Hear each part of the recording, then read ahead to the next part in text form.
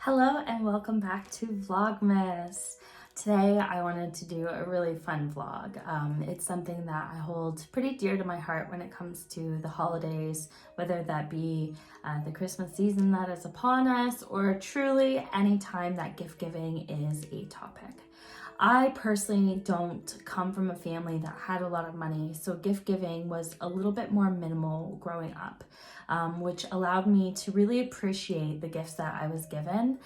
Some of my fondest memories were getting brand new socks and slippers under the Christmas tree for the year or two that I would have them, or little pieces to add to my collections. And I personally used to collect silly things like stamps and sheep's wool, so they were things that didn't really cost my family a whole lot of money.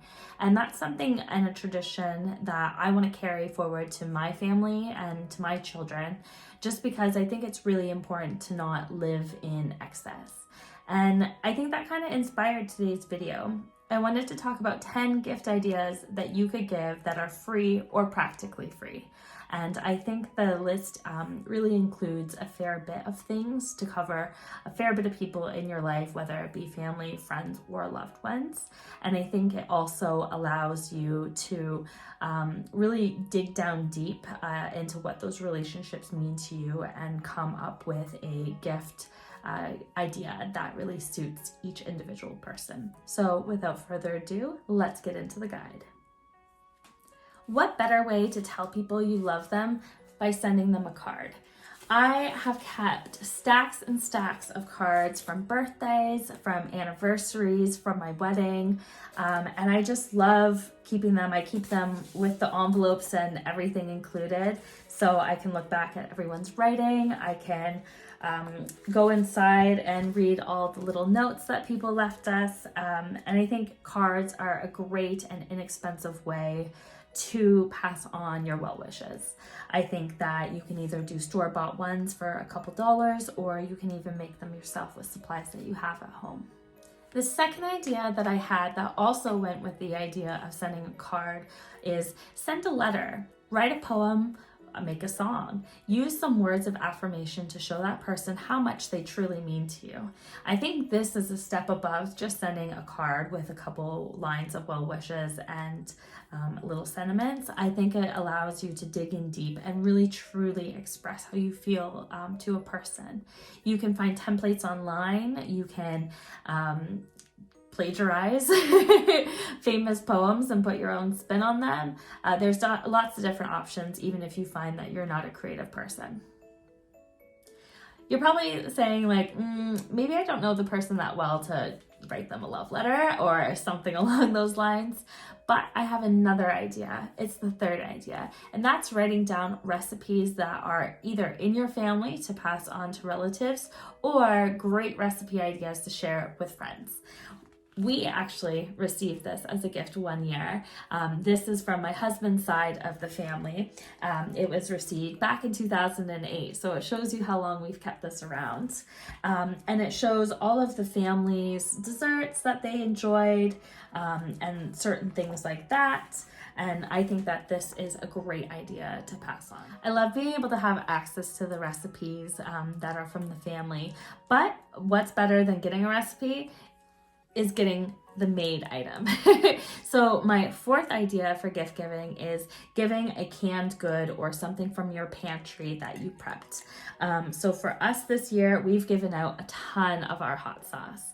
But the better idea for this too is instead of just giving the hot sauce, you can give them the hot sauce and the recipe.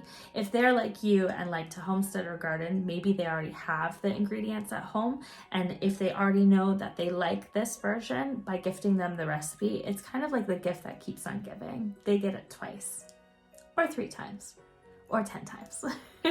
I wanted some of these gift ideas to also be for, of course, people like me, homesteaders, gardeners, people who had something already in their home, already established, and maybe they're gifting to like-minded people. So this is where I got the idea of sharing some of the seeds that I grew of varieties that I loved and that I have extra of, or seeds that I have saved from the past crop.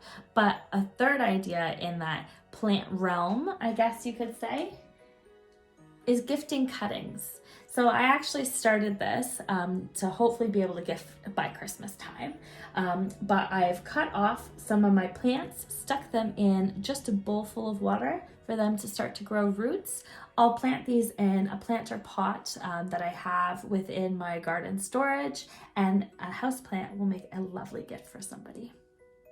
Going with the theme of finding something that you already have in your home and finding ways to either make doubles of it or pass it on or that sort of thing is finding other business owners or people in your friend community that maybe offer a tangible item for you to either trade what you have and your service, or you could pay a monumental amount for this item.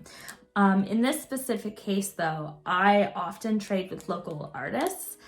So they handcraft little keychains, and for this specific one, I actually traded for myself.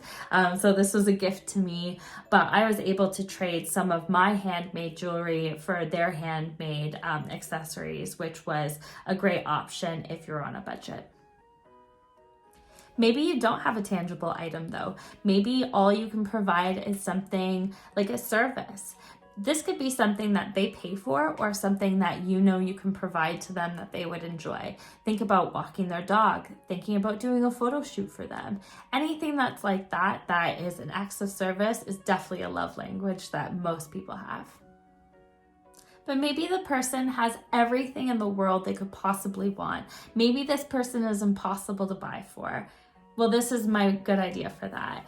Volunteer your time, or volunteer some of your services, or volunteer items that you may have already around to your house to a charity that they would benefit from.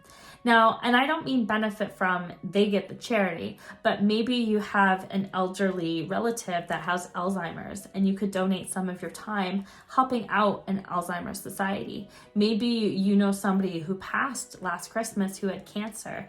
Maybe as a tribute to them, you could gift a donation in a monetary amount and claim that it came from your relatives that were also suffering the loss. There are so many different options and so many charities that are willing and able to take the help from us. And when we're able-bodied people, it's really nice to give back during the holiday season in that fashion.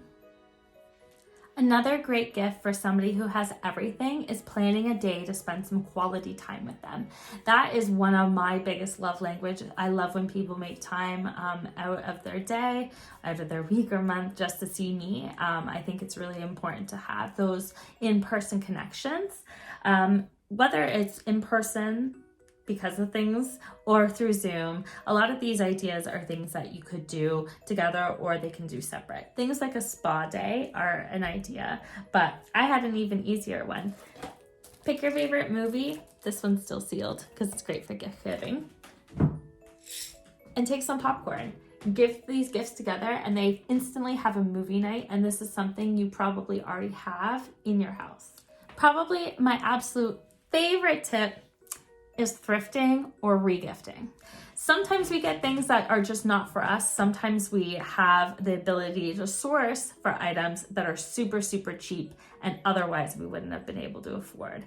I personally believe in this tip the best. It's the one I most use in my life. Last year, everyone got thrifted items from me, and it was really rewarding going through and finding those perfect treasures that suddenly appeared in the world just special for them. I think that was really important, and I think it's something that I know people really enjoyed because they love their gifts. But that's it. That's my 10 ideas for gift giving on a budget or almost completely free. So I think it's really important to apply some of these things to our lives, just because the holidays are stressful enough as it is, and going into a financial pit is not something that I like doing or something that makes me festive and cheery. I do know there's so many other ways that you can save a couple extra dollars. You can certainly talk to your friends and family or whoever is on that list of gift giving items that you buy for, and maybe say that this year you're not giving out anything, and maybe just do one of those quality times or acts of service for them. Just being open and honest sometimes is enough for people. Also too, making sure that you maybe do fun ideas like a secret Santa with friends and family. That means you only have to buy one gift for one person, and likewise you only receive one gift. Little tips and tricks like that will allow you to grow your holiday spirit just a little bit much more. And also, your pocket will thank you after the holidays are done. If you guys like this kind of video, there's going to be a lot more with Vlogmas, so tune in tomorrow because I have another video coming your way. See you later.